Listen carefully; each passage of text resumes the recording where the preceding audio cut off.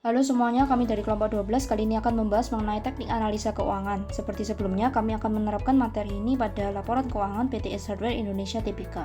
Dalam analisis ini, kami akan menggunakan tools Vertical Common Size dan Financial Ratio. Di sini dapat dilihat terlebih dahulu bahwa nilai penjualan dari tahun 2019 ke 2020 menurun karena disebabkan oleh dampak pandemi. Hal ini didukung dari fakta bahwa manajemen S Hardware mengatakan pemberlakuan PSBB selama pandemi pernah membuat 20 hingga 40 gerai tutup, padahal gerai tersebut memberi kontribusi hingga 25% pendapatan dari tahun 2019. Namun pada tahun 2020, juga melakukan penghematan dengan menekan beban pokok penjualan. Walau begitu, beban usaha justru naik dan kenaikan paling signifikan disebabkan karena kenaikan pada beban gaji tunjangan. Ini disebabkan karena meskipun ada penutupan gerai, S tidak mem-PHK pekerjanya, tapi dialihkan ke gerai lainnya. S juga justru menambah jumlah karyawan, ditambah lagi adanya kenaikan upah minimum hingga menyebabkan beban gaji naik. Namun hal ini menandakan hal yang baik karena S mengusahakan untuk tetap mempekerjakan karyawannya. Penjualan menurun dan adanya kenaikan beban usaha akhirnya menyebabkan laba di tahun 2020 menurun, di mana penyebab terbesarnya adalah dampak dari pandemi. Selanjutnya, pada balance sheet aset, perubahan signifikan ada pada akun kas dan setara kas, di mana proporsinya terhadap total aset naik dari tahun ke tahun.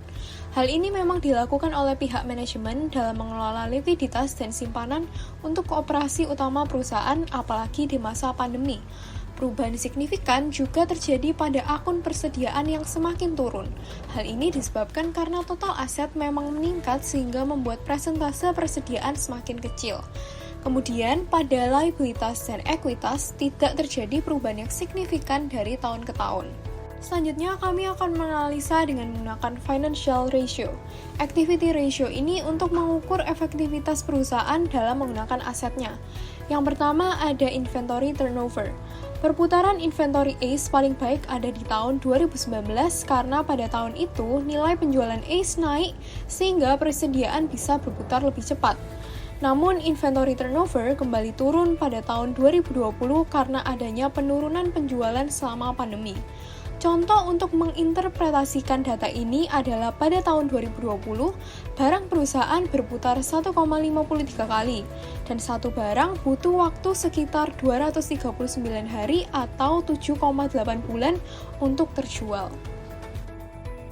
Selanjutnya akan receivable turnover ACE yang semakin turun dari tahun 2019 ke 2020, yang berarti pelanggan membayar hutangnya kepada ACE semakin lama dan paling lama di tahun 2020. Hal ini bisa terjadi karena selama pandemi daya beli dan pendapatan masyarakat menurun. Account receivable turnover paling baik adalah pada tahun 2018, di mana customer rata-rata membayar hutangnya kepada ACE hanya dalam waktu 1,8 atau bulatnya 2 hari. Lalu pada account payable turnover bisa kita lihat di tahun 2019 naik lalu turun lagi di tahun 2020. Account payable turnover yang semakin rendah menandakan perusahaan semakin lama dalam membayar hutang ke suppliernya. Selanjutnya, total aset turnover ACE juga turun di tahun 2020, yang artinya kemampuan aset dalam menghasilkan pendapatan juga menurun. Kemudian ada cash cycle ACE yang menurun di tahun 2019. Ini menandakan hal yang baik karena semakin rendah cash cycle berarti perputaran kas dalam siklus operasi perusahaan semakin cepat dan liquid. Namun di tahun 2020 cash cycle meningkat kembali. Berikutnya adalah liquidity ratio. Dapat kita lihat dari tahun 2018 sampai 2020 mengalami peningkatan meskipun tidak banyak, yang artinya ACE mempunyai cukup uang untuk melunasi hutang-hutang jangka pendeknya. Selanjutnya juga ada solvency ratio, milik perusahaan ACE paling besar pada tahun 2019. Namun di tahun 2020, angka debt to equity ratio-nya turun bahkan lebih kecil dibanding tahun 2018. Ini menunjukkan sebuah tanda yang baik karena meskipun di tengah pandemi, perusahaan masih dapat memenuhi kewajiban jangka panjangnya dan jauh dari risiko default. Lalu, rasio terakhir yang akan kami hitung adalah profitability ratio. Return to equity ACE mengalami penurunan yang lumayan besar di tahun 2020. Artinya, kemampuan perusahaan untuk menghasilkan keuntungan juga menurun. Lalu, kami juga menggunakan metode DuPont dan hasilnya menunjukkan bahwa sumber dari ROE ACE didapat dari net profit margin, karena net profit margin tinggi sedangkan turnover dan leverage-nya rendah.